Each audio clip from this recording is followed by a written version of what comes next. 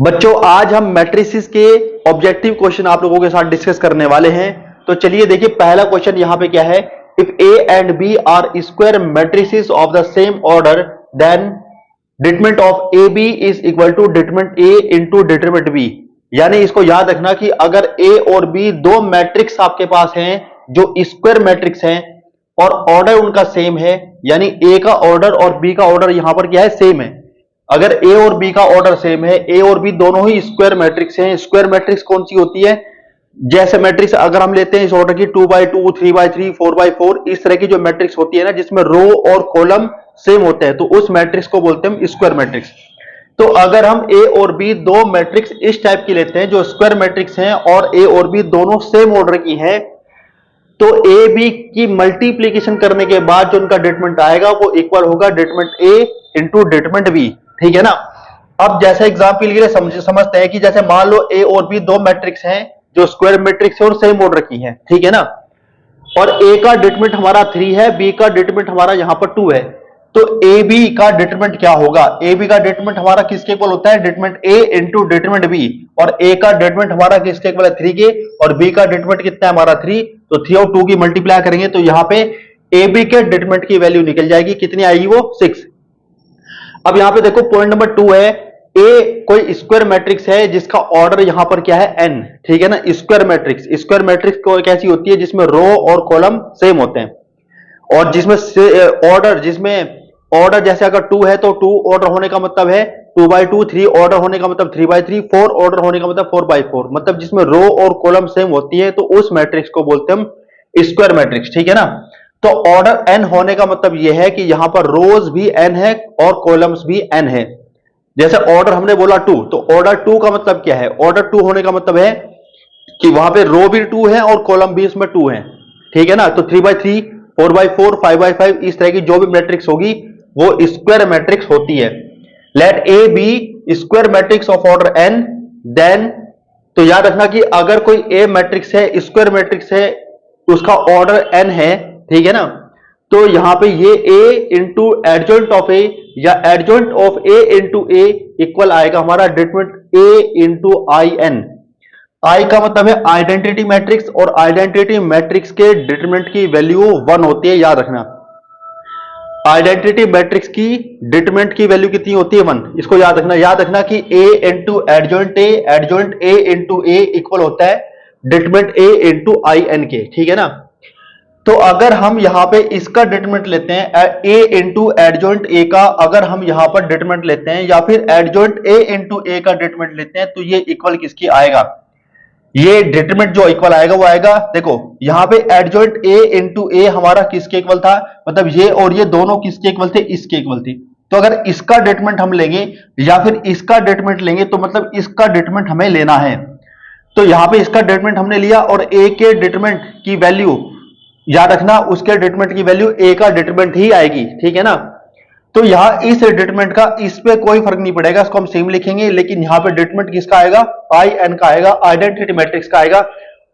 और identity matrix की determinant value 1 होती है, याद रखना।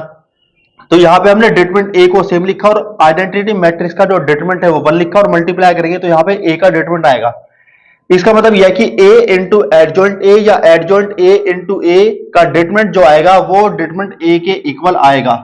मान लो कोई मैट्रिक्स उसने दे दी, सपोज a जो स्क्वायर मैट्रिक्स है जिसका कोई ऑर्डर है, ऑर्डर n हो सकता है, n का मतलब 4 भी हो सकता है, 3 भी हो सकता है, 2 भी हो सकता है, कुछ इस टाइप का कोई भी ऑर्डर उस मैट्रिक्स का हो सकता है। तो यहां पे देखो a का डिटरमिनेंट मान लो 3 है और पूछ ले वो कि a into adjoint of a इसके डिटरमिनेंट की वैल्यू आप बताओ। अगर वो a का डिटरमिनेंट यहां पर देने के बाद पूछता है कि a इंटू एडजॉइंट a इसके डिटरमिनेंट की वैल्यू बताओ, तो याद रखना ये हमारा किसके इक्वल होता है, देखो ये इक्वल होता है a के डिटरमिनेंट के, तो ये इसके इक्वल होगा और इसकी वैल्यू हमें गिवन है तो ये किसके इक्वल आएगी, 3 के इक्वल आएगी। तो इस तरह से हम यहां पर a इंटू एडजॉइंट a की डिटरमिनेंट की वैल्यू निकाल सकते हैं, क्योंकि ये हमारा इक्वल इसके होता है और इसकी वैल्यू जो भी गिवन होगी वही इसकी वैल्यू आ जाएगी। ठीक है। अब इसमें पॉइंट नंबर 3 है हमारे पास। पॉइंट नंबर 3 देखो, if A and B are non singular square matrix. देखो यहां पे एक तो कहा स्क्वायर मैट्रिक्स, स्क्वायर मैट्रिक्स में पहले बता चुका स्क्वायर मैट्रिक्स कैसी होती है। ठीक है। इसने कहा non singular, non singular matrix वो मैट्रिक्स होती है जिसका डिटरमिनेंट जीरो नहीं होता है। जिसका डिटरमिनेंट जीरो नहीं होगा उसको बोलेंगे नॉन सिंगुलर मैट्रिक्स, ठीक है ना। ए और बी यहां पर नॉन सिंगुलर मैट्रिक्स हैं और सेम ऑर्डर की हैं। ए का ऑर्डर जो है वही बी का ऑर्डर भी है। दोनों ही स्क्वायर मैट्रिक्स हैं, स्क्वायर मैट्रिक्स हैं। ए और बी दोनों स्क्वायर मैट्रिक्स हैं, दोनों ही नॉन सिंगुलर मैट्रिक्स हैं। नॉन सिंगुलर मैट्रिक्स का मतलब यह है कि ए और बी के डिटरमिनेंट की वैल्यू जीरो नहीं है, ठीक है ना। यहां पे ये चीज है। तो ए और B non singular square matrix है, सेम ऑर्डर की है। तो याद रखना एडजॉइंट ए बी यानी ए और बी की मल्टीप्लीकेशन का जो एडजॉइंट आएगा वो इक्वल होगा। तो यहां पे इक्वल होगा, पहले बी का एडजॉइंट आएगा फिर ए का एडजॉइंट आएगा, मतलब adjoint of A B equal होगा adjoint B into adjoint A. Adjoint A B equal होगा adjoint B into adjoint A के। याद रखना, अगर मैं यहां पर इसका डिटरमिनेंट लूंगा तो यहां पे डिटरमिनेंट आ जाएगा इसका और बीच में आएगी मल्टीप्लीकेशन, ठीक है ना। तो याद रखना कि एडजॉइंट ए बी का जो डिटरमिनेंट आएगा वो इक्वल आएगा determinant of adjoint A B into determinant of adjoint A, ठीक है ना। तो मान लो यहां पर ए और बी दो कोई मैट्रिक्स है जो नॉन सिंगुलर स्क्वायर मैट्रिक्स है, सेम ऑर्डर की है। ए के एडजॉइंट के डिटरमिनेंट की वैल्यू 4 है और बी के एडजॉइंट के डिटरमिनेंट की वैल्यू यहां पर क्या है, 3 है। तो एडजॉइंट ए बी का डिटरमिनेंट अगर निकालना है तो ये हमारा इसके इक्वल होगा और इसकी जो भी वैल्यूज है यहां पुट करके मल्टीप्लाई कर देंगे। तो इस तरह से हम इनको सॉल्व कर सकते हैं। बच्चों नेक्स्ट पॉइंट हमारा है यहां पर पॉइंट नंबर 4। पॉइंट नंबर 4 में है let A B a non singular square matrix. Non singular matrix में पहले बता चुका हूं, नॉन सिंगुलर मैट्रिक्स का मतलब यह है कि ए का डिटरमिनेंट यहां पर जीरो नहीं है, ठीक है ना। तो ए कोई नॉन सिंगुलर मैट्रिक्स है जिसका डिटरमिनेंट जीरो नहीं है, स्क्वायर मैट्रिक्स है, मतलब उसका ऑर्डर 2x2 3x3 4x4 इस टाइप से होगा। और ऑर्डर यहां पर हमने क्या सपोज कर लिया इसका n। तो अगर ए कोई मैट्रिक्स है, नॉन सिंगुलर मैट्रिक्स है, स्क्वायर मैट्रिक्स है, ऑर्डर n है, तो याद रखना एडजॉइंट ऑफ ए इक्वल होगा डिटरमिनेंट ए की पावर n-1, ठीक है ना। तो एडजॉइंट ऑफ ए का डिटरमिनेंट, एडजॉइंट ए का डिटरमिनेंट इक्वल होगा डिटरमिनेंट ए की पावर n-1, इसके इक्वल होगा, ठीक है ना। इसको याद रखना। अब एक एग्जांपल लेते हैं। मान लेते हैं कि एक मैट्रिक्स है ए, इन्वर्टिबल मैट्रिक्स है। इन्वर्टिबल कहने का मतलब यह है कि वो नॉन सिंगुलर मैट्रिक्स है, ऑर्डर यहां पर इसका 3 है और ए का डिटरमिनेंट यहां पर 5 है और एडजॉइंट ए के डिटरमिनेंट की वैल्यू वो पूछता है। तो एडजॉइंट ए के डिटरमिनेंट की वैल्यू होती है इसके इक्वल, यहां पर डिटरमिनेंट ए लिखेंगे और n इसका ऑर्डर है तो ऑर्डर में से 1 माइनस करेंगे हम। तो ऑर्डर यहां पे कितना है, 3 है। तो 3 में से 1 माइनस करेंगे, 3 - 1 2 आएगा, लेकिन a का डिटरमिनेंट हमें 5 दे रखा है तो 5 की पावर 2 आएगा और 5 की पावर 2 आपका यहां पर 25 हो जाएगा, ठीक है ना। अब यहां पे पॉइंट नंबर 5 है, if a is non singular matrix. Non singular का मतलब जिसका डिटरमिनेंट जीरो नहीं होगा, जिसको हम इनवर्टिबल मैट्रिक्स भी बोल सकते हैं, ठीक है ना। अब यहां पर एडजॉइंट ए के एडजॉइंट की वैल्यू निकाल ली है। एडजॉइंट ए के एडजॉइंट की वैल्यू आएगी डिटरमिनेंट ए की पावर n-2 इंटू ए। अब अगर हम यहां पर इसका डिटरमिनेंट निकालेंगे तो याद रखना एडजॉइंट ए के एडजॉइंट के डिटरमिनेंट की वैल्यू आएगी डिटरमिनेंट ए की होल पावर n-1 का स्क्वायर। तो डिटरमिनेंट ए की पावर में क्या आएगा, n-1 का होल स्क्वायर आएगा। इसी को हम बोलेंगे एडजॉइंट ए के एडजॉइंट के डिटरमिनेंट की वैल्यू, ठीक है ना। तो सपोज ए का एक मैट्रिक्स हमें दे रखी है इस टाइप से, इसका ऑर्डर यहां पे 3x3 है, मतलब ये स्क्वायर मैट्रिक्स है। ये नॉन सिंगुलर मैट्रिक्स होनी चाहिए, इसके लिए हम क्या करेंगे, इसका डिटरमिनेंट निकालेंगे। इसका डिटरमिनेंट आप सोल्व कर सकते हो, डिटरमिनेंट इसका आएगा 1, ठीक है ना। इसका ऑर्डर यहां पे अगर चेक करोगे इसका ऑर्डर 3 होगा क्योंकि 3x3 ऑर्डर की मैट्रिक्स है। तो n की वैल्यू यहां पर क्या होगी, 3 होगी और a के डिटरमिनेंट की वैल्यू 1 है, 0 नहीं है। इसका मतलब मैट्रिक्स कैसी है, नॉन सिंगुलर मैट्रिक्स है। अब यहां पे अगर एडजॉइंट ए के एडजॉइंट के डिटरमिनेंट की वैल्यू निकालनी है तो फॉर्मूलास में लगा सकते हैं डिटरमिनेंट ए की पावर n-1 का होल स्क्वायर।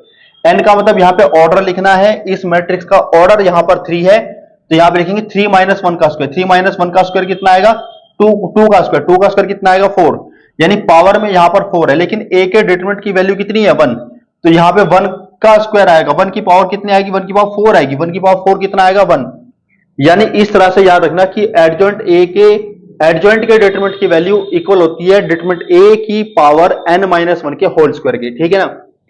अब नेक्स्ट पॉइंट इसमें 6 है हमारा, if A is square matrix of order n। अगर ए कोई स्क्वायर मैट्रिक्स है ऑर्डर n की तो के ए का डिटरमिनेंट किसके इक्वल होगा, ये k की power n into determinant A के इक्वल होगा। यहां पर k कोई नंबर है, 2 3 5 7 इस तरह से कोई भी नंबर हो सकता है, 1/2 3/2 इस टाइप से कोई भी नंबर हो सकता है।